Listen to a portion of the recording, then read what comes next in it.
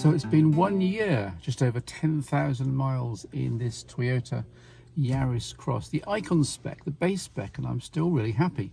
This isn't just confirmation bias because I paid for it. I'm genuinely impressed at every single aspect of the car and its reliability. Now, overall economy over the year was just below 70 miles per gallon, which is way above Toyota's specified economy.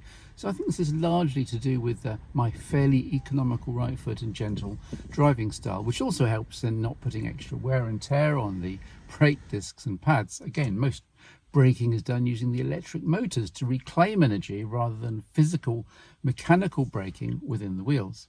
And on the subject of brake pads and checking and so forth, we had the 1 year service. Now, Toyota do this rather differently to many other car manufacturers, and they will literally warranty the entire car, apart from things that obviously wear out like tyres, and they warranty everything else in the car for 10 years, provided you get it serviced at a Toyota dealership. Now, this does cost a little bit more. It was £265 for a minor service, and it's £430 for a full service.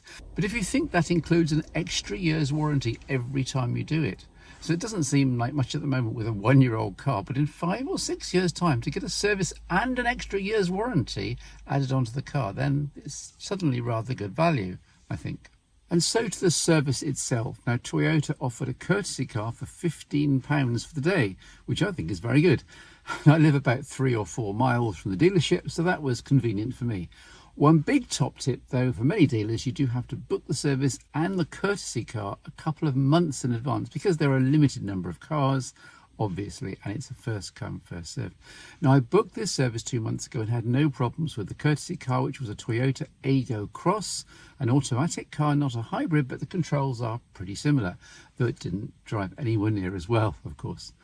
Compared to a service in an average village garage or independent town garage, there are some extras as well. So not just the extra year's warranty, but you also get a video walkthrough by the mechanic of all the things he's checked and done. With this, you can see yourself the exact amount of corrosion on the brake discs, the degree of griminess of your springs and so forth. It's quite impressive, and it's about 2 or 3 minutes long, just a walk through what he's checked just before he does the main oil service, etc.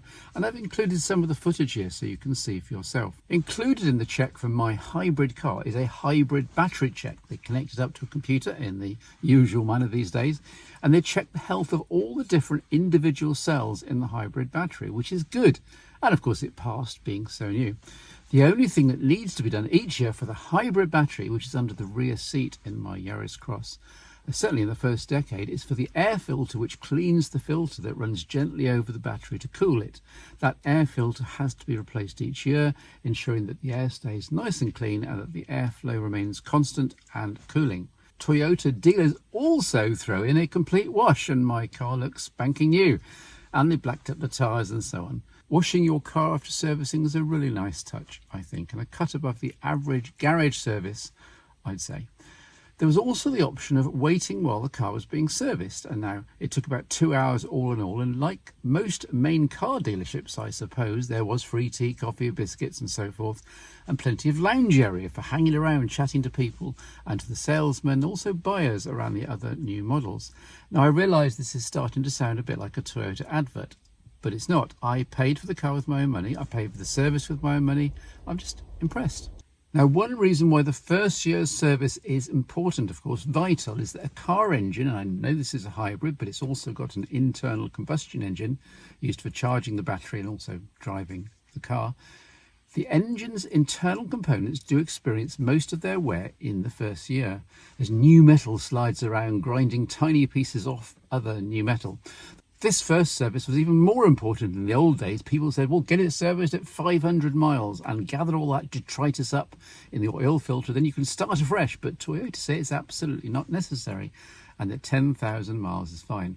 I think they're probably right in the modern age. Engines are built well enough now they can last 10,000 miles before having that first vital scoop up from the oil filter.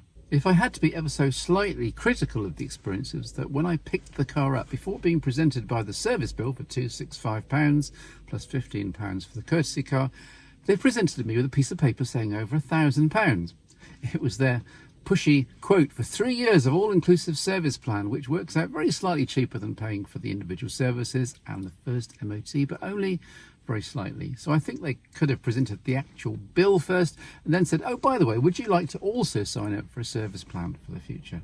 But that aside, I was very impressed by my local Toyota dealership, Jemker in Reading, as always. So yes, that's the first service over, and I now have another 10,000 miles to enjoy. Without feeling guilty, I should be darkening the doors of the Toyota dealership. The Yaris Cross was superb last night. I was involved in a mercy mission, driving across the UK and then back in the dark, about 400 miles in the day, and the last half was messed around because the motorway was closed and I was driving on back roads. I was on headlights plus full beams plus wipers for the rain. I had Waze running on my phone through the Apple CarPlay, satellite navigation to try and guide me through all the back roads of Berkshire and Oxfordshire, and the car was superb. Having mentioned running Waze on the Yaris Cross's head display, along with all my other audio applications and so forth, wirelessly via Apple CarPlay, I should also note that I have a possible video incoming on adding Apple CarPlay and Android Auto to my daughter's Fiat 500. Now, this is a decade-old car and obviously perfect for someone learning to drive, like my daughter, and then their first real car. But it does come with a CD player and a radio only. But there's a drop-in, very clever third-party replacement unit which adds Apple CarPlay, etc.